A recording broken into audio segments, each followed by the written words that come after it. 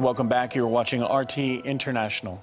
Now, there are reports of loud blasts and repeated heavy gunfire in the Ukrainian city of Slavyansk.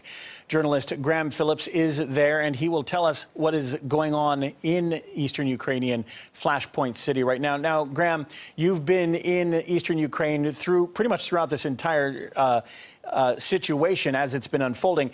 You tweeted earlier about hearing gunshots during the night in Slavyansk a little while ago. What's happening there on the ground right now? There's been repeated blasts, and what we have are reports that we have the Ukrainian military at all sides of the city. So we have them reportedly at the Simonovka. Now that's to the east of the city. We have heavy fighting there. And I went there several hours ago. We had gunfire breaking out at about 8 o'clock. So I was out there, and we had reports of the Ukrainian military moving in at that side.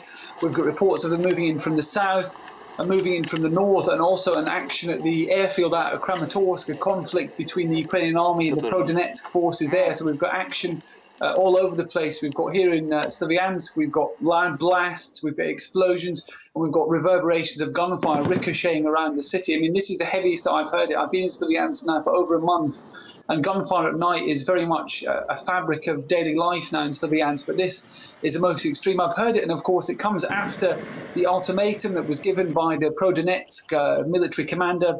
This is Sergei Drilyuk for the Ukrainian forces to withdraw. Now, he gave that ultimatum on May the 14th, but in fact it had the opposite effect. And we've had the Prime Minister Yatsenyuk saying that he wouldn't negotiate with, as he calls them, terrorists. That ultimatum expired on May the 15th, and the Ukrainian army seemed to have redoubled their forces. And what we're seeing now would look to be the sharpest and the strongest action yet on their part to try and retake this city, which has been in the hands of these pro-Donetsk activists now since April the 12th. So over a month.